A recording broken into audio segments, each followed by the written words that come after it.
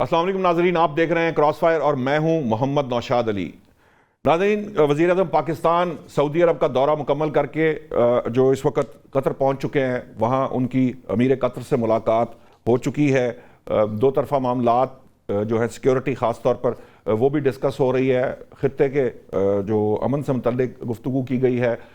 जो सऊदी वली अहद हैं उनसे भी इन्हीं मामलात पर गुफ्तगू की गई है। एक्चुअली जो वज़ीर आज़म के दौरे का मकसद जो दोस्त ममालिक हैं उनको एतमाद में लेना है। उन तमाम मामलात पर जो अब आगे बढ़ रहे हैं, जो दूसरे मरहले की बात की जा रही है, दूसरा या हतमी मरहला जो भी होगा, जो आइंदा हफ्ते बुध के रोज़ कहा जा रहा है कि वो इस्लामाबाद में शुरू हो सकता है। अमरीकी नायब सदर यानी वो टीम जो पहले आई थी, जो विटकॉफ हैं और जो कुशनर हैं, वो पाकिस्तान आ सकते हैं। और उसके साथ ईरानी वफ्द भी, अब्बास अरागची साहब जो हैं वज़ीर ख़ारजा ईरान के, और स्पीकर जो है बाकर कालिबाफ की, जो है वो दोनों पहुंच जाएंगे इस्लामाबाद। अब मामला ये है कि नाज़रीन, जहां प्राइम मिनिस्टर जो है वो मौजूद हैं इस वक्त कतर में, जहां से वो तुर्किया चले जाएंगे। तुर्किया में अगरचे के एक फोरम है जो कि सफारतकारी से मुतल्लिक है, वो बातचीत वहाँ होगी। 18 को वहाँ से उन्होंने वापस आना है। लेकिन अभी अभी इतलात ये भी आ रही हैं कि 19 अप्रैल को इस्तंबुल में एक इजलास हो सकता है, जो चारों वज़राए ख़ारजा, जिनका इजलास यहाँ इस्लामाबाद में भी हुआ था, वही चारों जो वज़राए ख़ारजा हैं वो एक सिक्योरिटी फ्रेमवर्क तरतीब देने जा रहे हैं इन चार ममालिक का, जिसमें सऊदी अरब, तुर्की, मिस्र और पाकिस्तान शामिल हैं। ये एक, इसे अभी वो मुआहदे का नाम नहीं दे रहे, या इसको कोई जिसे कह लीजिए कि इत्तेहाद का नाम नहीं दे रहे। हमने पहले इस्लामी नेटो की बात सुनी थी, वो नहीं कह रहे, लेकिन सिक्योरिटी फ्रेमवर्क के बारे में बात की जा रही है कि वो तकरीबन फाइनल हो गया। उसकी टेक्निकल साइड जो थी वो आपको पता है कि 2 दिन कबल इस्लामाबाद में एक इजलास हुआ था जिसमें टेक्निकल साइड की चीज़ें पूरी की गई थी, उस पर भी बात करेंगे। लेकिन जो इस वक्त अहम तरीन मामला है कि जो फील्ड मार्शल इस वक्त ईरान के दौरे पर हैं, अब्बास अरागची साहब जो वज़ीर ख़ारजा ईरान के, उन्होंने उनको रिसीव किया, उनसे मुलाकात की। आज स्पीकर जो हैं बाकर कालिबाफ, उनसे भी उनकी मुलाकात हो चुकी है। लेकिन हमारे पास इतलात मिल रही हैं कि जो टेक्निकल टीम साथ गई थी, आला सतह का वफ्द था, उनके दरमियान ब्रेक थ्रू जो है वो हुआ है। ख़ास तौर पर जो न्यूक्लियर मामलात हैं उसमें कुछ मामलात आगे बढ़ गए हैं। तो ज़्यादा इम्कानात इस बात के हैं कि ईरान से जो बातचीत होगी वो आगे की तरफ बढ़ेगी, और फिर जो अमेरिका है उससे जब बातचीत होगी तो अमेरिका के जो वफ्द है वो जब आएगा तो ये शायद ज़्यादा इम्कानात इसी के हैं, वो हतमी मुआहदे की तरफ चले जाएंगे। इन्हीं मामलात पर बात करने के लिए मुझे इस वक्त स्टूडियोज़ में ज्वाइन किया है इसार राना साहब, सीनियर तजिया निगार हैं। बड़ी दिलचस्प अंदाज़ है उनका गुफ्तगू का, बड़े हल्के फुल्के अंदाज में बहुत सीरियस और बहुत टची गुफ्तगू भी कर जाते हैं। एयर मार्शल आमिर मसूद साहब दिफाई तजिया निगार हैं, सीनियर आमिर मसूद साहब जो हैं वो दिफाई तजिया निगार हैं, सीनियर एनालिस्ट हैं। हामिद अल मशरकी जो हैं वो माहिर हैं आलमी अमूर के। सबसे पहले एयर मार्शल साहब, मैं आपके पास आऊँगा। इस वक्त अगरचे के प्राइम मिनिस्टर भी जो है वो दौरे पर हैं, उसकी भी मामलात पर बात करेंगे। लेकिन जो एयर मार्शल साहब गए हैं ईरान के दौरे पर, ईरान का दौरा, एक तो पहली बात ज़रा थोड़ा सा हमारे नाजरीन को बताइएगा किस हद तक अहमियत का हामिल है, और दूसरा ये कि कुछ इतलात ऐसी आ रही हैं कि वहाँ कुछ ब्रेक थ्रू हो चुका है, जो ख़ास तौर पर जो न्यूक्लियर मामलात थे उसके ऊपर पाकिस्तान ईरान को बनाने में कामयाब हुआ। क्या आपके ख्याल से इतलात हैं, और क्या आगे आपको आने वाले वक्त के अंदर नज़र आ रहा है? बिस्मिल्लाहिर्रहमानिर्रहीम, बहुत शुक्रिया आपका। देखिए, ईरान का दौरा तो मेरा ख्याल में सबसे ज्यादा जो इम्पोर्टेंट है इस वक्त वो ईरान ही का दौरा है। बिकॉज सबसे ज्यादा जो अफेक्टेड कंट्री रही है इस पूरे इक्वेशन में, इस पूरी जंग में, वो ईरान है। सबसे ज्यादा जो सफरिंग्स और सेक्रीफाइस की है वो ईरान ने की है। सो इस वक्त ईरान जो है वो इस पोजीशन ऑफ स्ट्रेंथ में है, इस पोजीशन ऑफ डिक्टेशन में है, आई वुड से, कि वो आपको मतलब एक पॉइंट ऑफ स्ट्रेंथ के साथ वो बात कर सकता है अगर किसी भी निगोशिएशन टेबल पे आता है। और सबसे बड़ी जो उसकी एक ताकत रही है वो ये रही है कि उसकी लीडरशिप ने सेक्रीफाइस किया है, और अभी भी तैयार है हर तरह की सेक्रीफाइस के लिए।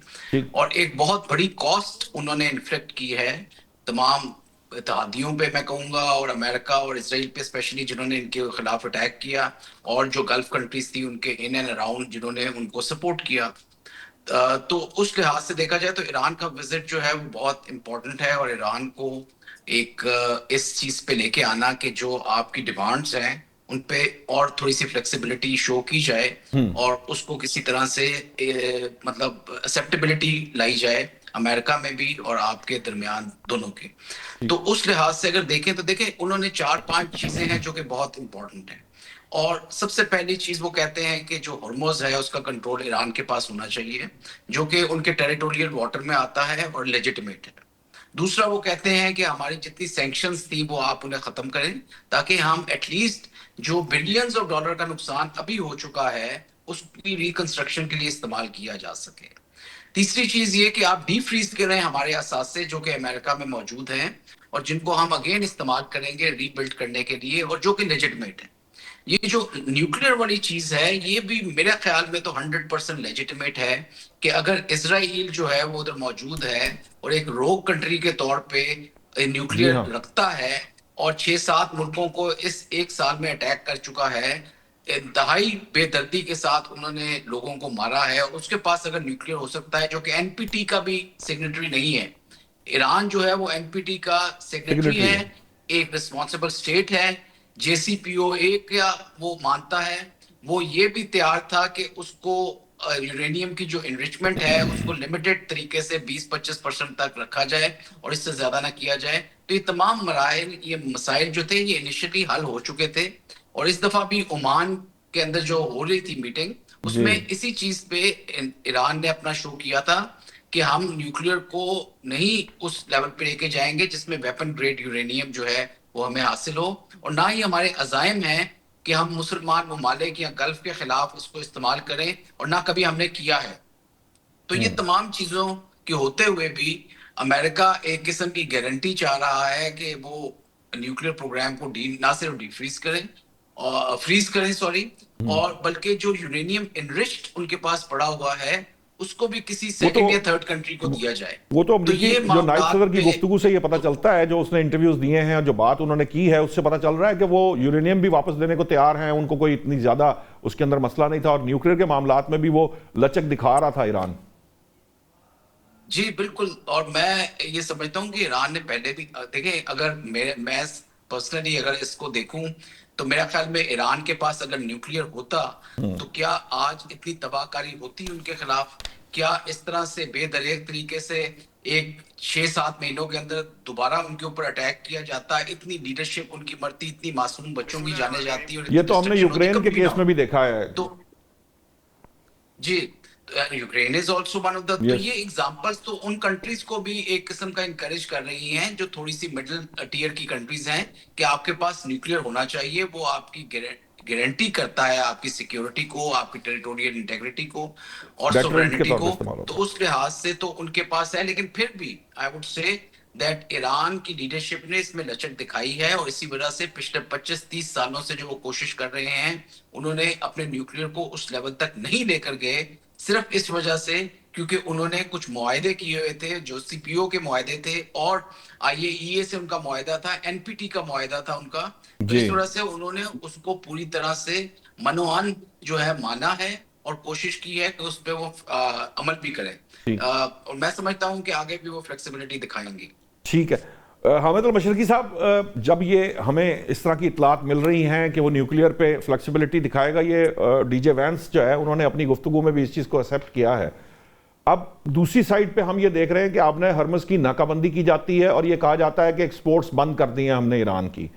आज कुछ इस तरह की इतलात भी आई हैं कि अमरीकी जो ट्रेड डिपार्टमेंट है वो मजीद सैंक्शंस की बात कर रहा है, ईरान सैंक्शंस लिफ्ट करने की बात कर रहा है और वो मजीद सैंक्शंस की बात कर रहा है। आपको लगता है ये सिर्फ प्रेशर है या वाकयातन ये कोई इस तरह की चीजें जो है वो करने जा रहा है ट्रेड डिपार्टमेंट, अमरीकी ट्रेड डिपार्टमेंट? क्योंकि उसके बाद तो ये एक तरह से यूं लगता है जैसे अमरीका की तरफ से मुज़ाकरात को खराब करने की कोशिश की जा रही है, जिसके बारे में ख्याल है कि आइंदा बुध को वो इस्लामाबाद में होने जा रहे हैं। बहुत शुक्रिया नौशाद साहब। देखिए, मुज़ाकरात को खराब करने की जो भी कोशिश होगी वो इसराइल की होगी बरास्ता अमेरिका। बात तो यह है कि अमेरिका किसी सूरत भी नहीं चाहता कि मुज़ाकरात खराब हो। अमेरिका खुद फेस सेविंग चाहता है, लेकिन बदकिस्मती से इसराइल जो है नेतन्याहू जिस बर्बरियत से लबनान पे बमबारी कर रहा है, आज नेतन्याहू ने अपनी फिजाइया को 21 अप्रैल के बाद ईरान पर दोबारा हमले करने के लिए तैयार रहने का हुक्म भी दे दिया है। तो इस हवाले से बात बड़ी क्लियर है कि स्पॉइलर इज इसराइल। दूसरे एंड के ऊपर हमें बात ये बड़ी क्लियर है कि जो मार्शल साहब भी बात कर रहे थे कि ईरान ने तो अपनी फ्लेक्सिबिलिटी ओमान में भी दिखा दी थी। जो अटैक से पहले जो एग्रीमेंट की शक्ल फाइनल बन रही थी, उसके अंदर अमेरिका वाज एग्रीड कि जी ईरान जो है वो अपना न्यूक्लियर जो है प्रोग्राम जारी रख सकता है एज लॉन्ग एज वो 20% से कम की एनरिचमेंट के ऊपर रहता है। दूसरी बात ये कि एनपीटी पे उसके दस्तखत हैं और आईएईए की मॉनिटरिंग के अंदर अगर वो अपना न्यूक्लियर प्रोग्राम सिर्फ एनर्जी के लिए रखता है तो उस पर एग्री थे।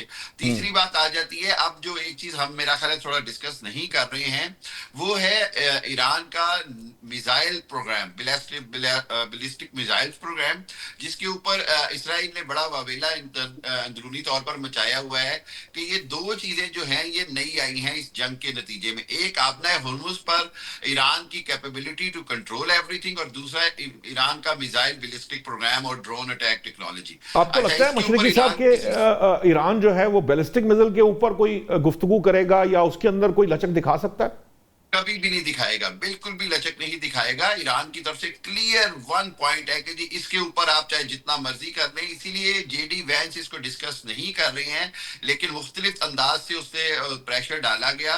तो ईरान ने कहा जी कि इसके ऊपर कोई कंप्रोमाइज नहीं है, बल्कि मैं आपको ये भी बताता चलूं कि ईरान ने बिलवास्ता तौर पर अपना जो pile of stocks of missiles है जो हजारों में उसके पास अभी पड़े हुए हैं, वो भी दिखा दिए हैं तरीके से, ताकि उनको ये यकीन आ जाए कि ये जो प्रोपेगेंडा किया जा रहा है कि ईरान के पास मिसाइल खत्म हो गए हैं, इसमें मां सिवाय झूठ के और कुछ भी नहीं है। ईरान के पास इतना कुछ है कि ईरान जितनी मर्जी लंबी जंग हो जाए वो इसराइल को भरपूर हमले कर सकता है।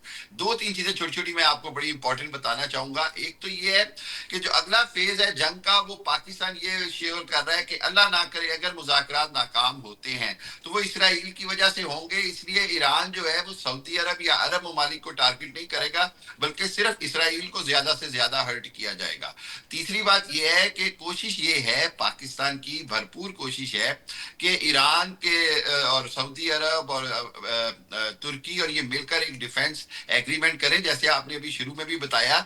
इसके अंदर ईरान को भी शामिल करने की बात की जा रही है, और कभी उम्मीद है कि अगर जंग बंदी होगी तो किसी न किसी हवाले से खित्ते में जो नेटो बनेगी उसके अंदर हमेशा के लिए ये जो शिया सुन्नी का मसला है या सऊदी अरब ईरान का मसला है, इसको खत्म करने की कोशिश की जाएगी। और आखिरी और एक इंटरेस्टिंग बात अभी आपको बता दूं इस सेगमेंट के अंदर, कि जहां फील्ड मार्शल साहब ईरान में मौजूद हैं और ईरान की क़यादत से बात कर रहे हैं, वहीं पर इस बात की क्या सराहियां और कुछ न्यूज आ रही है कि शायद फील्ड मार्शल साहब जो हैं वो खुद एक दिन के लिए या 2 दिन के लिए अमेरिका जाएंगे प्रेसिडेंट ट्रंप के बुध या जुमेरात को आने से पहले। This is very much confirm कि खुद फील्ड मार्शल साहब एक बार जाके वहां पर जो कुछ मामलात यहाँ पर ईरान से तय होंगे उसके ऊपर डायरेक्ट प्रेसिडेंट ट्रंप के साथ बात करके, ताकि जेडी वैंस अब अगर आए तो जेरेड किशनर या स्टीव विटकॉफ इन्फ्लुएंस ना करें, बल्कि उनके पास डायरेक्ट अथॉरिटी हो to finalise the deal, finalise the agreement, और फिर उसके बाद इंशाल्लाह अल्लाह करे पाकिस्तान इस जंग को रोकने में कामयाब हो, जो कि अमेरिका की फेस सेविंग है। मैं बार बार कहता हूं अमेरिका ये जंग हारा हुआ है, उसको फेस सेविंग पाकिस्तान दे रहा है, और इस जंग के अंदर ईरान की फतह है, ईरान के ऊपर पाबंदियां खत्म होनी चाहिए और सारा कुछ। और इवेंचुअली बहुत प्रोबेबिलिटी है कि प्रेसिडेंट ट्रंप भी आए, और बहुत बड़ी प्रोबेबिलिटी है कि 3-4 और सरबराहान मुमलिकत भी उस वक्त पाकिस्तान में हो। So Pakistan is going to be the hub. लेकिन सबसे इंपॉर्टेंट चीज ये है कि सीज फायर होने में वाहिद स्पॉइलर जो है वो इसराइल है, इसको हैंडल किया जा रहा है, और इसको हैंडल करना बड़ा इंपॉर्टेंट हमारे से ज्यादा अमेरिका के लिए है। ठीक है, ठीक है। अभी राणा साहब उन्होंने कहा कि इसराइल स्पॉइल करने की कोशिश कर रहा है। हामिद अल मशरिकी साहब फरमाते हैं कि वहाँ पे क्या आपको लगता है ट्रेड डिपार्टमेंट में भी इसराइली लॉबी है जो ट्रंप या अमेरिकी सदर से बाला ये कोशिश कर रही है करने की? एक बात, ये तो एक ज़िमनी सा सवाल मैंने कर दिया, करना मैं चाह रहा था लेकिन लंबी हो गई बात। अब ये जो इस वक्त सिचुएशन है, बाद इतलात ऐसी भी हैं कि चूंकि फील्ड मार्शल खुद तशरीफ़ ले गए हैं, यकीनन उनके पास बहुत सा मैंडेट मौजूद है जो खलीजी रियासतों का भी है, हो सकता है किसी हद तक अमेरिका का भी उनके पास मैंडेट हो। अगर ये सिचुएशन इस तरह की है तो ऑलमोस्ट ये आप समझ लीजिए कि वहाँ एक फाइनल ड्राफ्ट तैयार हो जाएगा जिसके ऊपर बाद में साइन होते हैं, ट्रंप साहब आते हैं नहीं आते, या नायब सदर आते हैं। आपको लगता है कि ये जो सिचुएशन है ये इसराइल के स्पॉइल करने के एफर्ट के साथ हम कर पाएंगे मुकम्मल? अगर हम अमेरिका को फेस सेविंग दे रहे हैं तो उसका मतलब हम इसराइल को भी दे रहे हैं, क्योंकि ये जंग इसराइल और अमेरिका की ईरान के लेकिन साथ कहीं ना कहीं रान साहब अमेरिका के अंदर ये बड़ी एक रियलाइजेशन बड़ी क्लियर हो गई है कि इसराइल जो है ना वो एक लाइबिलिटी है। अच्छा, मुझे ब्रेक का कहा जा रहा, कोई टेक्निकल इशू है ना जी, ना ब्रेक से वापस आते हैं तो राणा साहब इसी मामले को आगे बढ़ाते हैं, जो कह रहे थे इसको कंटिन्यू करेंगे। वेलकम बैक नाजरीन। जी रान साहब, आप कह रहे थे कि अहमद मशरिकी साहब, हाँ, मैं जिस पर मेरा सवाल भी साथ ही रख लें कि अमेरिका में समहाउ ये रियलाइजेशन हम उनके प्रोटेस्ट में भी देख रहे हैं, उनकी जो असम्बलियों में भी और अदरवाइज भी हमें नजर आ रहा है कि वो इसराइली लॉबी की जो एक्चुअली डोमिनेंस है वहाँ पे उसकी रियलाइजेशन मौजूद है और इसराइल अब एक लाइबिलिटी है अमेरिका के लिए। अच्छा, ये तो अब हम अपने एंड से कह रहे हैं ना, लेकिन अभी 2 दिन पहले ये अमेरिकी सदर ने कहा कि हमारा छोटा भाई है और हम उसके बड़े भाई हैं, तो रिश्ते इतनी तेजी से वैसे तो मेजर गौरव भी कह रहे थे हमारा भाई है इसराइल। नहीं, वो अभी कहते हैं, वो इसे मुकरे नहीं है, वो अभी भी गौरव तो यही कह रहा है। हाँ। लेकिन अमेरिका भी यही कह रहा है। सो मैं ये समझता हूँ कि फेस सेविंग तो मिली है, जो जंग ईरान जीत चुका था, अमेरिका को जरा सांस मिल गया, अब जरा वो फिर से, आज उनका वजीर दिफा, उनका आर्मी चीफ, वो फिर बढ़ के मार रहे थे। हाँ जी, हाँ जी, कि जी हम ऐसे कर देंगे, हम ऐसे कर देंगे, हम यूं कर देंगे। वो जैसे कोई बंदा नीचे गिर पड़ा हो ना और फिर उसको उठा के पानी चानी पिला दे। अमेरिका मुझे लगता है वो उस तरह है कि एक दफ़ा फिर उसे सांस आ गई है, उसने देख लिया है कि हमारी खामियां क्या थी, कहाँ थी, अब हम क्या हमला करें, किस तरह करें, वो सारी चीज़ें। दूसरी चीज़ जो असल मेरे ख्याल है, वैसे तो बैलिस्टिक मिसाइल तो हैरान कुन ईरान ने इस बार एक सरप्राइज दिया ना, लेकिन मेरे ज़ाती राय है कि रूस, इसराइल हो या अमेरिका हो, उन्हें तंग कर रहा है ईरान का जौहरी प्रोग्राम, और वो एक मान नहीं पाकिस्तान। अब जरा सोचे ना कि अगर 2 मुसलमान मुल्क जो ऐसे जुड़े हुए हैं और दोनों ही एटमी कुव्वत हो जाए तो ये तो दुनिया की सबसे बड़ी कुव्वत हो गई कि ऐसे जुड़े हुए 2 इस्लामी मुल्क। और हमारे ईरान के साथ बहुत सारी बातों के बावजूद हमने बड़ी खूबसूरती से अपने ताल्लुकात खराब नहीं किए उनके साथ। ये हमने अच्छा आर्ट दिखाया कि एक वक्त तो ऐसा भी आया था कि जब हमें ये फैसला करना था कि हमने सऊदी अरब के साथ खड़ा होना या ईरान के, और हमने बड़ी खूबसूरती से वो लम्हा भी टाल दिया। And credit goes to our mainstream people, की आदत है, जो मेन की आदत है, हाँ, कि उन्होंने बहुत अच्छा काम किया। इसी जंग में जो मामला था सऊदी अरब और ईरान आमने सामने आ गए हुए थे। दूसरी बात यह है कि मुझे ऐसा लगता है कि ईरान और अमेरिका के दरमियान जो ट्रस्ट डेफिसिट है वो कम नहीं हुआ। जो अदरवाइज एक्सपेक्टेड तो ये था कि हफ्ते के दिन एक अकॉर्ड हो जाएगा, और ट्रंप ने भी इसी तरफ इशारा किया। उसने 2 तो राक्षी साहब ने कहा ना कि हम बिल्कुल एमओयू साइन करने के करीब थे, बस उस वक्त इजरायली प्राइम मिनिस्टर का फोन आया और फिर मुतालबात नए सिरे से एक और लेवल पे शुरू हो गया। आप कह रहे थे ना कि जी वो उसके से निकलना चाह रहे हैं, आपकी बात से ये साबित हो गया कि हुआ हुआ अकॉर्ड जो है वो इसराइली वजीर आजम के फोन के बाद खत्म हो गया। इतना उनका असर है इस सारे पे। लेकिन जो हमें तो पिछले 1 दिन पहले यह था कि अमेरिकी सदर ने जिस तरह इशारा दिया था कि ऑल इज सेट, और हो सकता है कि हफ्ते को वो 2 दिन बाद आपको खातून सहाफी जिसने उन्हें फोन किया, एक तो मुझे बड़ी खुशी हुई कि यार किसी मुल्क का सरबराह इतना भी है कि उसे कोई सहाफी डायरेक्ट फोन करे तो वो फोन भी उठा लेता है, और फिर वो उसे मशवरा भी दे देता है कि 2 दिन ठहर जाए, किराया बच जाएगा तेरा। नहीं, हमारे यहाँ ठीक है ना, तो नहीं हमारे यहाँ होती है कुछ लोगों की। हमारे सहाफी जो है वो तो रसगुल्लों और क्या नाम है चाउमिंग से बाहर नहीं निकल सके ना, और टूटियां चेक करते रहे, वॉशरूम की टूटियां ठीक है या नहीं है, और कमोड पे बैठ के उल्टा सीधा देखते रहे कि बिल्कुल ठीक है कि नहीं।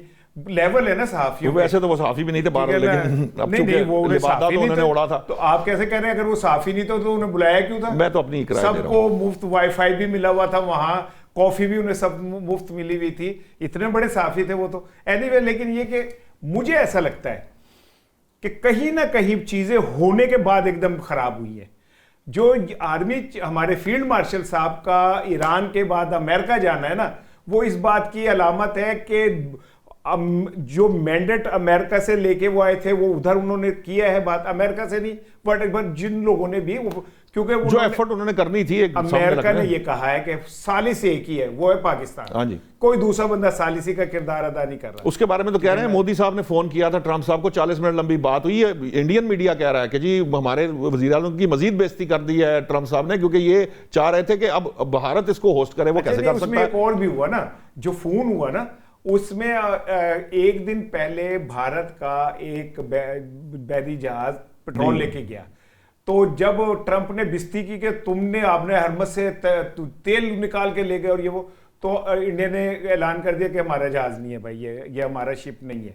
ये इस फोन के बाद की बात है। फिर बात इस तरह भी बिगड़ी कि उसने जब ट्रंप ने कहा कि क्या नाम है फंटास्टिक 11 तैयारे आपके गिरे, तो उन्होंने कहा तेरे भी 39 डिगे ने, साढ़े ना गल ना कर। लेकिन असल चीज यही है कि ये जो ट्रस्ट डेफिसिट हुआ है इसको अगर कोई बंदा कर सकता है ब्रिज कर सकता तो वो फील्ड मार्शल है। अब वो अगर अमेरिका जा रहे हैं तो इसका मतलब है कि जो मुज़ाकरात, इसकी कोई अभी सरकारी ज़राए से नहीं आई, ये बशरकी साहब का कहना है कि बात हो रही है। अगर मैं बाई कर लूँ ना, मैं उस पर कह रहा हूँ, तो इसका मतलब ये है कि कुछ ना कुछ बीच में ऐसा हुआ जो होते होते खराब हुआ है, और जिसे दुरुस्त करने के लिए फील्ड मार्शल साहब को शटल डिप्लोमेसी करनी पड़ी है कि वो ईरान जाएंगे, इंडिया, फिर अमेरिका, माइट भी के उसके बाद वो सऊदी अरब भी जाए, और ये सारों को इकट्ठा करके तो अगले 4-5 दिन लगे। मार्शल साहब, ये जो शटल डिप्लोमेसी की बात की जा रही है और जो आमिद मशरकी साहब की जो खबर है वहां से यूएस जाने की, और एक जो बात उन्होंने कही है कि अगर इसमें बाईपास करना है जेरेड कुशनर को और विटकॉफ को या इसराइली कंपोनेंट को, आपको लगता है कि जो अमेरिका ने जो वफ्द कहा है, क्योंकि व्हाइट हाउस ने कहा वही वफ्द जाएगा जो पहले भी गया था, तो ये जो स्पॉयलर्स हैं अमेरिका खुद इनको क्यों नहीं छांटता? ये सिर्फ प्रेशर के लिए हैं या इनको बाईपास करके भी कोई मुआहदा किया जा सकता है? जी देखिए, अमेरिका जो है वो डेफिनेटली ये बात बिल्कुल ठीक है कि एक डायलेमा में है। ट्रम्प जो है उनकी रेटिंग बहुत नीचे गई है, और अमेरिका के अंदर से बहुत सारी वॉइसेस भी उठ रही हैं कि ये किसकी जंग है जो हम लड़ रहे हैं, इजराइल की है या हमारी जंग है। और डेफिनेटली एक कॉस्ट ऑफ द वॉर जो है वो बहुत एग्जॉर्बिटेंट हुई है, जो वो कभी एक्सपेक्ट नहीं करते थे, क्योंकि अमेरिका हमेशा से जब भी उसने अटैक किया है, जितनी भी गल्फ स्टेट को आप हिस्टोरिकली देखें, तो वो उनके विल ऑफ द पीपल को ना ब्रेक करता है विद इट्स फायर पावर, और वो इतनी वो शॉक एंड ऑ वाली सिचुएशन इस्तेमाल करता है कि उनकी लीडरशिप बैठ जाती है, उनका मुल्क जो है वो जो है घुटने टेक देता है, और हमेशा ऐसा होता रहा। और इसी वजह से अमेरिका ने यही समझा कि शायद ईरान में भी वो ये चीज हासिल कर लेंगे, लेकिन हुआ नहीं ऐसे। और cost of the war Iran ने उनकी बहुत इंक्रीज कर दी कि जहां वो एक शायद ड्रोन भेजते थे तो उसके मुकाबले में 3-4 मिलियन का जो शायद ड्रोन है वो 20-25 हजार डॉलर का है। जी जी। और वो जो है वो मारते थे उधर से पैट्रियट मिसाइल जो कि 4 मिलियन का। सो ओवरऑल कॉस्ट जो है 200-300 बिलियन से ज्यादा हुई है पिछले 40 दिनों में। तो मैं समझता हूं कि ये America definitely want some face saving, लेकिन ये कहना कि अमेरिका जो है एक बिल्कुल रेलीगेट हो जाएगा इस जंग के बाद, या मल्टीपोलर वर्ल्ड बन जाएगी, या अमेरिका का स्टेटस बहुत पीछे चला जाएगा, मैं समझता हूं this is too premature to say this thing. देखिए, अमेरिका का जो अज़ाइम है वो सारे वो नहीं है जो इजराइल के हैं। इजराइल चाहता है कि ईरान को बिल्कुल तबाह कर दिया जाए, इधर जो गल्फ का पूरा कंट्रोल ले लिया जाए, और वो जो है इसका सिक्का वक्त जो है वो राइज हो जाए और तहस नहस कर दिया जाए ईरान को। जबकि अमेरिका इस बोगी को रखना चाहता है, क्योंकि उसका एक मिलिट्री इंडस्ट्रियल कॉम्प्लेक्स है जो चलता है, उसकी जितनी भी सेल है सबसे ज्यादा इन गल्फ कंट्रीज को होती है। वो इसी वजह से कि वो ईरान को एक अपना थ्रेट समझते हैं और समझते रहे हैं।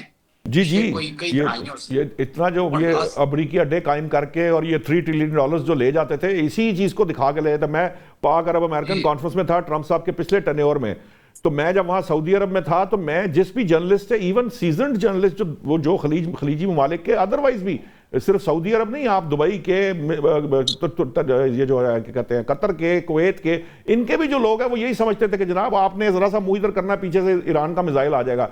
इस हद तक डरे हुए लोग मैंने वहां देखे हैं। आम शहरी भी इसी तरह से, बस अभी ईरान का अटैक होने वाला है।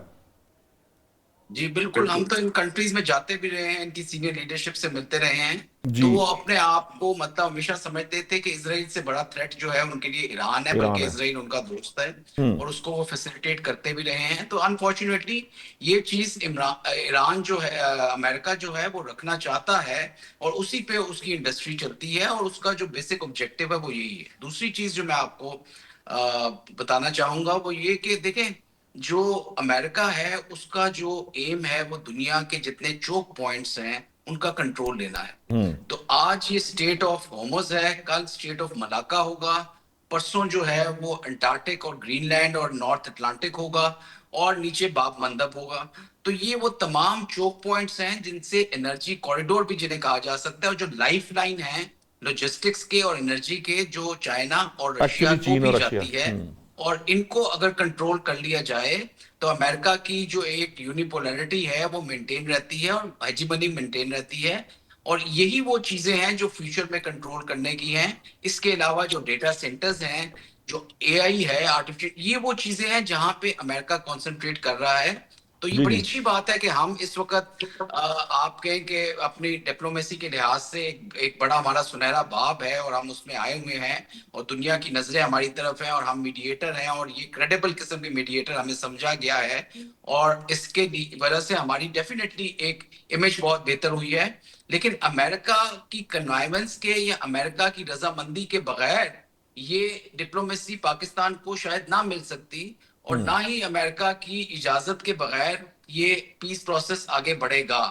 तो ट्रम्प डेफिनेटली अगर वो चाहता है, बिकॉज उसके आगे मिड टर्म इलेक्शंस आ रहे हैं और कॉस्ट ऑफ वॉर बहुत इंक्रीज हो चुकी है, महंगाई बहुत हो चुकी है अमेरिका में, वो अगले माह चाहेगा उन्होंने कि चीन भी रीजन जाना के है। अवाम को, और वो चाहेगा कि अवाम जो है उसको डेफिनेटली एक वोट डाले। और तो वो अगर पीस प्रोसेस होता है तो वो डेफिनेटली खुद आएगा। वो आगे ही चाहता है कि पीस नोबेल प्राइज उसे मिले, तो he want to be the signatory, he will ये डेफिनेटली जो बी देयर। बट उसकी इजाजत के बगैर शायद ये पीस प्रोसेस आगे ना बढ़ सके। और वो बहुत, और यही वजह है कि यूनाइटेड नेशन को इन्वॉल्व नहीं किया गया, यूरोपियन यूनियन इसमें मौजूद नहीं है, और इन सब के होते हुए पाकिस्तान को जो है वो एक सेंट्रल रोल मिल गया है, क्योंकि America is more comfortable with Pakistan being a mediator. लेकिन ईरान का भी तो पाकिस्तान पर इत्मीनान है। ये जो एक राणा साहब ने पॉइंट उठाया वो बड़ा अहम था उस वक्त भी जब ये बात की जा रही थी। मैं आपसे पूछना चाहूंगा, ये जो बीच में ये पीस प्रोसेस के दौरान जो वक्फा आया जिसमें वो राणा साहब का तज्जिया ये है कि जी इस दौरान अमेरिका ने अपनी तैयारी मुकम्मल की है या अपनी फ्लॉज और जो ड्रॉबैक्स होंगे उनको ऊपर ओवरकम करके तो ऐन मुमकिन है कि वो दोबारा ईरान पर हमलावर हो जाए।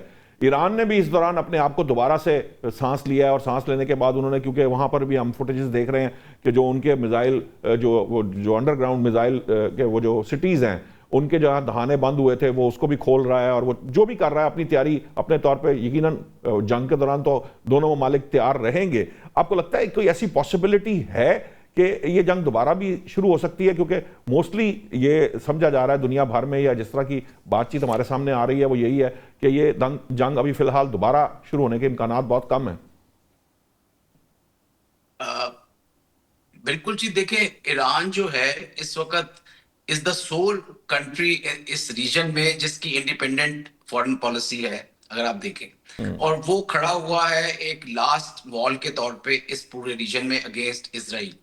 इसराइल जो है उसके जो मकासद हैं वो यही है कि ईरान को कंप्लीटली तहस नहस किया जाए, या एटलीस्ट उसके वो जो होता है ना टाइगर विदाउट टीथ, कि उसके दांत खत्म कर दिए जाएं कि वो किसी को बाइट ना कर सके या बिल्कुल इम्पोर्टेंसी की तरफ लेके जाया जैसे जाए। 79 कि से उनके पहले का जो weapons- ईरान था उनके लिए। जी, ओके, वेपन जिस तरह आप कह रहे थे कि बैलिस्टिक मिसाइल प्रोग्राम का जिस तरह जिक्र किया मशहदी साहब ने, और बाकी जितने प्रोग्राम है, यानी कि एक रिजीम ऐसी आ जाए जो कि सबमिट कर जाए कंप्लीटली, Puppet और regime। वेपन्स ऐसे ना हो जो कि इस्तेमाल किए जा सके जिस तरह इस दफा इस्तेमाल किए गए हैं। और वो एक उनकी स्ट्रेटजी थी ईरान की जो उन्होंने बनाई पिछले कई दिहाइयों से, बिकॉज उन्हें पता था कि जहाज तो उधर पहुंच नहीं सकते, दरमियान में तमाम कंट्रीज जो हैं वो उनके अगेंस्ट हैं, सारा एयर डिफेंस सिस्टम उनके अगेंस्ट है। तो missile and drones were the last way to counter the threat, और जो उन्होंने किया भी बड़े अच्छे तरीके से। तो मैं समझता हूं कि ये अटैक डेफिनेटली उनके जहन में होगा इसराइल के। वो स्पॉयलर्स भी हैं और वो ईरान को एक बहुत बड़ा थ्रेट समझते हैं अपनी हेजेमनी के लिहाज से, ग्रेटर इसराइल के लिहाज से। वो आते रहेंगे, रिविजिट करते रहेंगे टिल द टाइम के उनको किसी तरह से एक मैसेज दिया जाए, and that too from America, क्योंकि अमेरिका की इजाजत के बगैर वो ये चीजें नहीं करते। पिछले 1 साल के कम अरसे में 6 से ज्यादा मुल्कों के ऊपर उन्होंने बॉम्बिंग की है। इस वक्त वो 3 मुल्कों के ऊपर साइमल्टेनियसली बॉम्बिंग कर रहे हैं। ठीक। इस तरह की चीज आपने हिस्ट्री में कभी नहीं देखी कि इतनी इम्यूनिटी हासिल हो किसी मुल्क को और वो इस तरह से कर सके। तो जो ईरान कुछ- will definitely be a threat for them. Aamir साहब, जो कुछ उसने फलस्तीन में किया है वो भी इम्यूनिटी शायद दुनिया के किसी मुल्क को हासिल नहीं होगी, जो जिस तरह से उसने पैलेस्टाइन के ऊपर जो मजालिम कहे हैं, जो अब बर्बरियत की है एक्चुअली आज के इस दौर में भी। मशरकी साहब, ये जो जंग शुरू होने का मामला है, आपको लगता है कि अमेरिका टाइम बाय करके, ये अमन प्रोसेस का टाइम बाय करके दोबारा हमलावर हो सकता है ईरान पर? मैं समझता हूं कि बहुत बहुत बड़ी हमाकत होगी, होने को कुछ भी हो सकता है, लेकिन इससे बड़ा ब्लंडर नहीं होगा, क्योंकि उसकी एक मैं छोटी सी वजह बता दूं। अमेरिका के अंदर एक बहुत बड़ी बहस चल रही थी, जहां पे सदर ट्रंप ने ये जो 15 दिन का सीज फायर किया, इसकी सबसे बड़ी वजह अमेरिकन आर्मी चीफ का रिजाइन देना था या उसको बर्खास्त करना था। दरअसल उसने एक ऐसा इख्तिलाफ किया कि जी American boots on ground are not possible, कि वो एक खुदकश मिशन होगा, जितने फौजी अमेरिका उतारेगा वो सारे जान से जाएंगे और सारे वो वाली मौत मरेंगे। मैं आपको सच्ची बताऊं, ठीक है?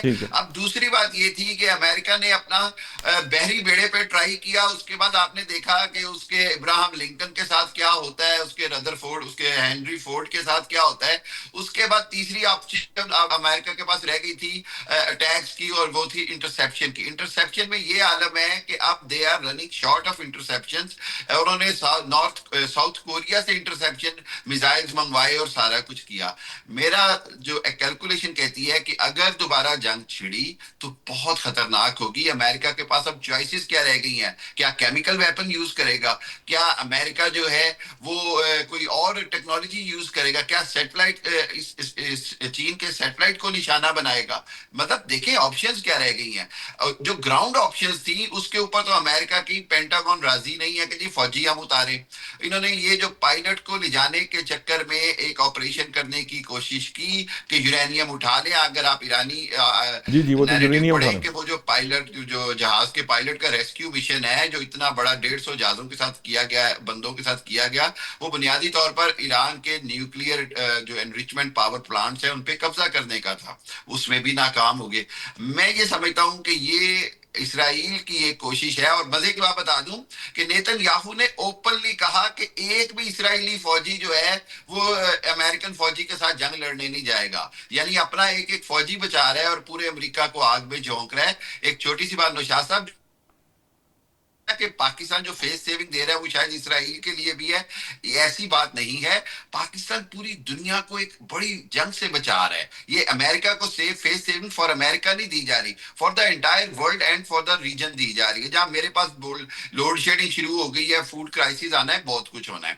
और आपने नौशाद साहब एक बड़ी जबरदस्त सही बात कही कि खुद अमेरिकन 70% जो जनरेशन जी है ना, वो डिसलाइक इसराइल। इसकी वजह यह है कि वो कहते हैं हमारे रिसोर्सेज इसराइल ले रहे हैं, हमें उन्होंने सिटिंग डक बना के ईरान में मरवाया है, और हम दुनिया की इतनी बड़ी सुपर ताकत का दावा करते हैं और इसराइल की प्रॉक्सी बने हुए हैं। ये वो हकीकत है जो नई अमेरिकन जनरेशन बड़ी अच्छी तरह समझती है। इसीलिए जूइश लॉबी वीक हो रही है, क्योंकि मीडिया पे उनका कंट्रोल था। Fox News, CNN, New York Times और उसके ऊपर था। अब दुनिया जो है वो टिकटॉक पे है, अब दुनिया जो है वो इंस्टाग्राम पे है। वो उस मीडियम पे चली गई है जिसके ऊपर ज़ायनिस्ट कंट्रोल उस तरह नहीं हो पा रहा। So people have change their ideology. पूरी दुनिया में आज जितनी इसराइल के खिलाफ जज्बात हैं, तारीख में कभी नहीं थे।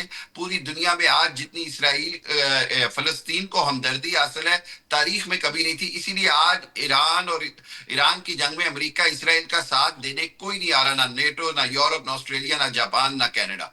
तो ये बात हकीकत है कि मैं ये समझता हूं कि किसी भी हालत में जंग को रोकना जो है वो फेस सेविंग के साथ साथ पूरी दुनिया के बचाव के लिए है। सर ठीक है।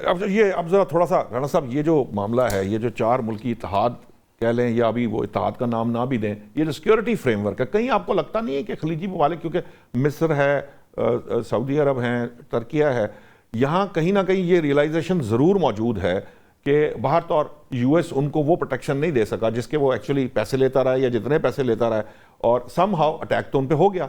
और ये इसके साथ, अब मुझे नहीं पता, हामिद मशरकी साहब ईरान की बात कर रहे हैं, मुझे अभी तो नियर फ्यूचर में तो कोई ऐसी चीज़ नज़र नहीं आती, क्योंकि बहरहाल एक मिसट्रस्ट खलीजी रियासतों का भी ईरान के ऊपर है। तो आपको लगता है कि ये जो सिक्योरिटी फ्रेमवर्क है, ये दुनिया इसको होने देगी, एक्सेप्ट करेगी, या इसके लिए इसकी राह में रुकावट नहीं बनेगी? देखिए, प्रैक्टिकली अगर मैं ये कहूँ ना कि अक़वाम मुत्तहिदा, सलामती कौंसिल, ये इदारे तो ख़त्म हो चुके हैं। हाँ जी, वो तो लीग ऑफ नेशन वाला ही हाल है इस वक्त। क्या कहते हैं, इन्होंने इस जंग में ये साबित कर दिया कि वो इतने कैपेबल नहीं है कि दुनिया की जंगें रोक सकें, और स्पेशली वो अमेरिका के सामने खड़े हो सकें। इस टाइम दुनिया में एक प्लेटफॉर्म है जिसे आप सलामती कौंसिल कह सकते हैं, और वो है पाकिस्तान, और वो इस्लामाबाद। ठीक है ना? और वहाँ पे आके दुनिया भर के सलामती के मसाइल जो है ना डिस्कस हो रहे हैं और फैसले हो रहे हैं। ये I am a very proud Pakistani, मुझे फ़ख्र है अपने पाकिस्तान पे कि हम उस जगह आ गए।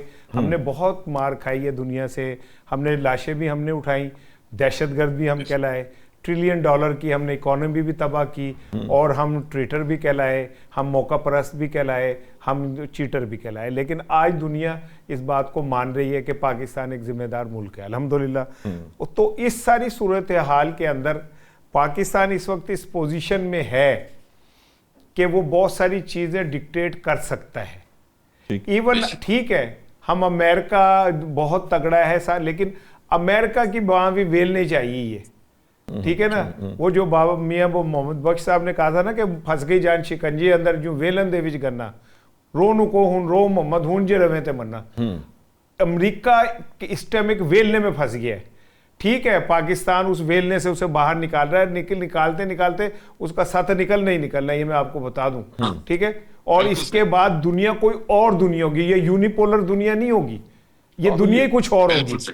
खलीज की रियासतों के मान टूटे अमेरिका से, ठीक है। उसके बाद दूसरी चीज ये है कि दुनिया को एक और बात समझ आई, और मुस्लिम ममालिक को समझ आई कि अगर आप में हुसैन के पीछे चलने का जज्बा मौजूद है ना, तो वक्त का कोई यजीद आपको शिकस्त नहीं दे सकता। इस जंग को अगर आप देखें ना, मुझे सिर्फ 2 मिनट दीजिएगा, इस जंग को अगर आप देखें, हजरत अली पे जब हमला हुआ तो आपने कहा खुदा की कसम में कामयाब हो गया। क्या आपको ईरान की लीडरशिप के अंदर वो जुमले नहीं नजर आए कि हम तैयार हैं मरने के लिए, हम मरने के लिए हैं, हम मर रहे हैं, हम लेकिन हम मौत को शहादत को वेलकम कहना नजर नहीं आया आपको? क्या जंगे बदर के अंदर इतने से मुट्ठी वाले मुसलमान नहीं थे जिन्होंने अपने से कहीं ताकतवरों को हराया? तो क्या इतने से मुट्ठी से मुसलमान नहीं है? ये एक 25 साल से इक्तिसादी पाबंदी का शिकार मुल्क है जो सब कुछ फेस कर रहा है। क्या कहते हैं वो जंग जिसमें आप सल्लल्लाहु अलैहि वसल्लम ने कहा था कि अपनी जगह नहीं छोड़नी आप लोगों ने, ठीक है ना? तो क्या इन लोगों ने जगह छोड़ी? जिस दिन पता चला कि जी अटैक होने वाला है, वो लोग नहीं रोक सकते थे उन बमों को, वो वहां जाके खड़े हो गए, सारे खड़े होकर उन्होंने कहा मैंने अपनी आंखों के सामने पहली दफा देखा ये मौजज़ा। वो जो था ना कि इज़ा जा नस्रुल्लाह वल फतह, के आ गई अल्लाह की मदद, ठीक है। अबाबील का थे ये छोटे छोटे मिसाइल, क्या तूने नहीं देखा हाथी वालों के साथ हमने क्या सलूक किया? क्या है निशान ट्रंप का? हाथी। कुरान पाक क्या कह रहा है कि क्या तूने नहीं देखा हमने हाथी वालों के साथ क्या सलूक किया? क्या हमने उन्हें जलील व रुसवा नहीं किया? क्या हमने उन्हें खाए हुए भूस की तरह नहीं कर दिया? क्या सब चीजें हमें नजर नहीं आ रही? पूरी दुनिया को एक बात समझ आई, मुस्लिम उम्मा को एक बात समझ आई, अगर आप उसवे हुसैन पे चल सकते हैं तो वक्त का कोई यजीद आपको नहीं हरा सकता। और ईरान ने यह साबित कर दिया। अब ईरान अमेरिका जो है कोई और अमेरिका होगा और ईरान कोई और ईरान होगा। मेरी बात याद नहीं, ये तो दुरुस्त बात है कि ईरान ने रेजिलियंस के बाद ये तो साबित किया कि सुपर पावर के सामने खड़े हैं। ये जो डिबेट की जाती है मास्टर साहब, बहुत तकरीबन हर प्रोग्राम में मेरे बात यहीं यूनिपोलर और मल्टीपोलर की तरफ आ जाती है। हालांकि किसी की जगह खाली होने के लिए भी किसी की जगह लेना ज़रूरी होता है। यानी सुपर पावर की ट्रांजिशन जब यूएसएसआर से यूएस पे हुई थी, एक तो डेकेड से ज़्यादा का टाइम है, दूसरी बात यह है कि कोई लेने के लिए तैयार भी हो। हम देखते हैं कि चीन जो है वो 2050 तक किसी ऐसी जियोपॉलिटिकल मामलात या ग्लोबल पॉलिटिक्स के अंदर अपना role as superpower declare करता हमें नजर नहीं आता। एक तो रिप्लेसमेंट ही मौजूद नहीं है। दूसरा मसला ये है कि अभी जो बात आप कह रहे थे वो कहीं यूनिपोलर अपने आप को रखने के लिए ये सारा जो एनर्जी कॉरिडोर्स है इन पे कब्जे की बात की जा रही थी। मुस्लिम ममालिक का जो मैंने सवाल राणा साहब से किया था वही सवाल आपके सामने भी रखता हूं कि क्या वो जो यूनिपोलर वर्ल्ड रखना चाहता है वो चाहेगा कि ये छोटी छोटी रीजनल पावर्स या ये जो मल्टीपोलर दुनिया है ये उसकी तरफ जाए?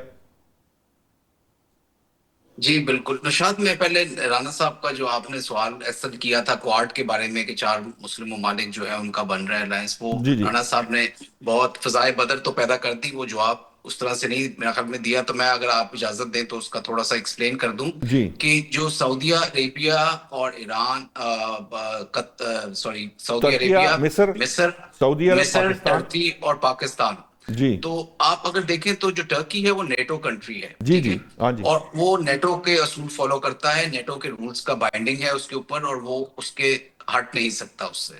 जी और उसकी काफी सारा वेपन सिस्टम जो है वो इसी वजह से उसके पास है, और एयर डिफेंस सिस्टम जो है कि वो नेटो का मेंबर है। जी जो जो सऊदी अरेबिया है उसमें तकरीबन 10-15 हजार से ज्यादा अमेरिकी ट्रूप्स मौजूद हैं। उसका पूरा एयर डिफेंस सिस्टम जो है वो अमेरिकन बेस्ड है, जिसमें पेट्रियट मिसाइल है और डिफरेंट अदर सिस्टम लगे हुए हैं। जी इसी तरह जो इजिप्ट है उधर 20,000 से ज्यादा अमेरिकन ट्रूप्स तकरीबन मौजूद हैं।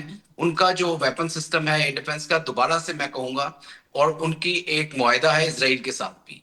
हाँ मैं जी ये समझता हूं कि पहले अगर हमें किसी तरह का मिलिट्री मुआहदा करना है या डिफेंस एग्रीमेंट करना है एक दूसरे के साथ, तो फिर उसमें हमें ये बाकी चीजों को खत्म करना पड़ेगा पहले। नहीं, ऐसा लेकिन नहीं हो सकता कि आप आईएमएफ जो है आईएमएफ से ग्रांट भी ले रहे हो और आप इकोनॉमिक सोवरेनिटी की भी बात कर रहे हो, तो ये दो चीजें इन पैरेलल मुश्किल हो जाती है। So you have to have a relationship, और वो सारे सिस्टम्स जो हैं आपको अपने इंडिजिनस लगाने पड़ेंगे, अपने सिस्टम्स बनाने पड़ेंगे, अपनी एक एक एक फौज तैयार करनी पड़ेगी, या अपना जो है दिफा मजबूत करना पड़ेगा। तो हम ये नहीं कर सकते कि हमारे सिस्टम सारे जो हैं उनके लगे हुए हैं जिन्होंने हम पे अटैक करना है। फॉर एग्जाम्पल इसराइल और अमेरिका तो इकट्ठे साथ है ना, एक दूसरे के जी हैंड इन जी ग्लव्स हैं।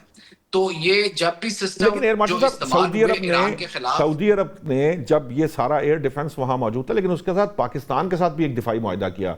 मिस्र का अगर इसराइल के साथ कोई दिफाई मुआहदा है तो वो किसी दूसरे के साथ भी दिफाई, यकीनन नेटो के मामला, जो तुर्किया का मामला है, कोई ना कोई फ्रेमवर्क, क्योंकि लोग बैठकर इस सिक्योरिटी फ्रेमवर्क की यहां पर इस्लामाबाद में भी डेलिब्रेशंस हुई हैं और इससे पहले वज़राए खारजा ने भी की हैं, और अब 19 को यह कहा जा रहा है कि जो इस्तांबुल में इजलास होने जा रहा है उसके अंदर ये अनाउंस भी किया जा सकता है। तो कहीं ना कहीं कुछ इस पे वर्किंग तो मौजूद है ना। और एयर मार्शल साहब एक चीज में थोड़ी सी मैं चाह रहा था आप रहनुमाई करें कि जैसे आपने कहा कि अमेरिकन बेस हमारी सारी वो, तो ये जो पिछली 2 जंगें जो ईरान ने जीती और हमने जीती वो तो चाइना बेस्ड टेक्नोलॉजी से जीती हमने, तो फर्क आया है वो मालिक में? हमारा तो सिस्टम और बना है ना। नहीं, हमारा तो कोई ऐसा मुआहदा नहीं है ना, हमारे पास तो अमेरिकन, हम तो चाइनीज सिस्टम भी है हमारे पास, अमेरिकन भी है, हम दोनों इस्तेमाल करते हैं। देखें जो ईरान ने जंग जीती, अभी ईरान की जीतने की वजह सबसे पहली बात जो आपने भी की वो उनकी सेक्रीफाइस और सफरिंग थी जो उनकी लीडरशिप ने दिखाई, और उन्होंने एक मैसेज किया। सबसे बड़ा जो एक गलती की ट्रंप ने वो उनके सुप्रीम लीडर को पहले दिन मारने की, और वो एक सिंबल बन गया पूरी कौम के लिए यूनिटी का, सेक्रीफाइस का और सफरिंग का। और उन्होंने जो ना सिर्फ ये कि उसको रेजिस्ट किया अमेरिका के इतने बड़े अटैक्स को जो दुनिया में कभी भी नहीं किया गया और ना कोई इसकी मिसाल मिलती है, बल्कि उन्होंने उसको रिस्पॉन्ड भी किया, क्योंकि उनकी तैयारी इतनी थी कि उनके पास मिसाइल और ड्रोन्स थे जिनसे वो हमला कर सकते थे। इसराइल को भी मारा उन्होंने, और उन गल्फ स्टेट्स जिधर अमेरिकन ट्रूप्स बेस्ड थे उन बेसिस को भी मारा। उन्होंने कॉस्ट ऑफ अमेरिका की जो कॉस्ट थी उसको इतना हाई कर दिया कि अभी तक उनको ये पेन महसूस हो रही है अमेरिका को कि ये कैसे हुआ और क्यों हुआ उनके साथ। अगर ट्रंप के अपने बस में होता तो शायद वो 2 हफ्तों में ही जंग ये खत्म कर देता। उसके ऊपर इसराइल का इतना प्रेशर है, जायनिस्ट का इतना ज्यादा उसके ऊपर जोर है कि उसका बस नहीं चलता कि वो किस तरह से इस जंग से निकले और किस तरह से अपने आप को एक सेफ पैसेज दे। वो हो भी नहीं सकता अब। और ईरान ने जो फिर स्ट्रेट ऑफ हॉर्मोज को बंद किया तो पूरी दुनिया ने उस चीज की तकलीफ को महसूस किया। लास्टली नौशाद, मैं सिर्फ यूनिपोलर और मल्टीपोलर की सिर्फ एक बात आपको बताता चलूं कि मल्टीपोलर बिल्कुल वर्ल्ड उस तरफ जा रही है। एक फीलिंग भी आ रही है कि चाइना रशिया स्ट्रांग हो रहे हैं, अमेरिका को बड़ा नुकसान हुआ है इस जंग में, एक उसकी इमेज टार्निश हुई है, खराब हुई है, एक सोल सुपर पावर वाली ये वो। लेकिन अमेरिका जो है वो तमाम तर कोशिश करेगा और कर रहा है कि वो तमाम उन चोक पॉइंट्स को कंट्रोल में रखे। उसके अभी तक एलाइज मौजूद हैं, यूरोपियंस भी हैं, उसकी प्रेजेंस दुनिया में जितनी है किसी और मुल्क की इतनी प्रेजेंस नहीं है ट्रुप्स की। तकरीबन 90 से ज्यादा ममालिक में उसके ट्रुप्स मौजूद हैं। उसकी जो फायर पावर है, देखिए जो सबसे बड़ी मिलिट्री पावर होती है, बड़ा मुश्किल होता है कि वो रेलीगेट हो जाए सेकंड इकोनॉमिक पावर के तौर पे या अपना स्टेटस खो बैठे। तो वो अगर वो कहीं रेलीगेट भी होगा तो वो काफी दुनिया को लेके डूबेगा। और अमेरिका के पास अभी तक वो ताकत मैं समझता हूँ मौजूद है कि वो अपना एक डिक्टेशन दे सकता है। ईरान ने एक चीज जरूर साबित की है कि everything has a limit, and America की जो बाउंड्रीज हैं वो लिमिटलेस नहीं है, उसकी फायर पावर लिमिटलेस नहीं है। There is always a way to control. और ईरान ने ये एक सबक दिया है दुनिया को भी, हम सबको, कि through sacrifice you can actually define the limits of your adversary। ठीक है, आपका पॉइंट आ गया। मैं चाहूंगा, टाइम बड़ा कम है, मैं चाहूंगा आमिद मशरिकी साहब बड़ा शॉर्ट सा जवाब दीजिएगा, क्योंकि ग्रीनलैंड को लेकर नेटो जो है और यूरोपियन ममालिक जो हैं वो यूएस से खासे खाइफ हैं। नेटो का मुस्तकबिल भी डामाडोल है, जो सिचुएशन जिस तरह की, क्योंकि फाइनेंस अगर नहीं कर रहा यूएस तो शायद पता नहीं, आई डोंट नो, यूरोपियंस उस नेटो को सर्वाइव करवा सकेंगे कि नहीं करवा सकेंगे। तो उस सूरत के अंदर ये जो जिस प्रोसेस की हम बात कर रहे हैं यूनिपोलर से मल्टीपोलर की तरफ, वो स्पीड अप नहीं हो जाएगा? मैं ये समझता हूँ बड़े एहतराम के साथ एयर मार्शल साहब के साथ, कि जब तक प्रेसिडेंट ट्रंप जैसा बंदा है जिसके अभी 3 साल पड़े हुए हैं, वो अमेरिका की डिक्लाइन जो 20 साल में होनी थी वो 3 साल में करवा रहा है। उसकी वजह ये कि अमेरिका के कोई दोस्त नहीं रहे, ना यूरोप में और ना ही नेटो की शक्ल में। हाँ, तो ये है कि इवन साउथ कोरिया तक से भी उनको जो है अब शिकवे शिकायतें शुरू हो गई हैं। पोप के साथ, क्रिश्चियन कैथोलिक के साथ इसने मुकम्मल तौर पर एक, वो तो कहते हैं वो जान के करते हैं, आई वॉच था वो एक तरह का ईरान जंग से तवज्जो हटाने का, वो तो उनका एक टैक्टिक है जो नहीं। मैं इसको इस तरह समझता हूँ कि ग्रीनलैंड का मामला हो या ट्रंप का टैरिफ की पॉलिसी हो या ट्रंप का यूक्रेन जंग से निकल जाना हो, आप सारे मैटर्स को देखें। ये ईरान की जंग से पहले की चीजें मैं डिस्कस कर रहा हूँ। इस सब के बाद यूरोप वहां पर आ गया है कि उसको यकीन हो गया है कि अब America is not a net security provider for Europe खुद कह रहा है कि हमें ईस्ट की तरफ देखना है, हमें सेल्फ रिलायंस की तरफ जाना है। और दूसरी बात यह है कि इवन वो रशिया से एक अल्टरनेट गैस पाइपलाइन पे बात कर रहा है, रशिया से मामला ठीक करने की बात कर रहा है। हम जब मल्टीपोलर की बात करते हैं तो मुझे हैरत है कि हम उसमें रशिया की माइट और स्ट्रेंथ को क्यों नहीं अंडरस्टैंड करते कि रशिया के पास वो सब कुछ है जो कोल्ड वॉर के वक्त भी था, मां सिवाय उसकी इकोनॉमिकल स्ट्रेंथ के। तो जब चाइना उसको साथ ऐड कर देगा तो ये एक ब्लॉक बन जाएगा which will be an alternative multipolar strength। मैं ये समझता हूं कि बहुत तेजी से अमेरिका की माइट खत्म हो रही है, कम हो रही है। ये नहीं मैं कहता कि एक दिन में हो जाएगी। और मेरे मास्टर साहब ठीक है, बस सर मेरे टाइम खत्म हो गया। आपका आमिर मशरिकी साहब आपका बहुत शुक्रिया, एयर मार्शल साहब आपका बहुत शुक्रिया, राना साहब आपका बहुत बहुत शुक्रिया। नाजरीन, जो ईरान ने जो करना था वो कर दिखाया है। उसने कुछ ऐसे एवेन्यूज खोल दिए हैं जिस पर आज हम बहस मुबाहिसा कर रहे हैं। मुझे कभी उम्मीद है कि जो चीज़ आज शुरू हुई है वो किसी ना किसी वक्त में, चाहे उसको एक दिहाई लगे या इससे भी ज़्यादा वक्त लगे, लेकिन अमेरिका का जो मामला है उससे मामला हटकर अब मल्टीपोलर की तरफ चलना ज़रूर शुरू हो चुका है। उसमें कामयाबी होती है या नहीं हो पाती, यूएस दोबारा अपने आप को बतौर यूनिपोलर पावर के तौर पे या सुपर पावर के तौर पे अपने आप को सर्वाइव करवा सकता है या नहीं करवा सकता, लेकिन मल्टीपोलर वर्ल्ड जो है दुनिया अब उसकी तरफ ऑप्शंस देखना शुरू ज़रूर हो चुकी है। नाज़रीन, आज तक के लिए इतना ही। आइंदा हफ्ते नए मौज़ूआत के साथ हाजिर होंगे। अल्लाह ने के बान।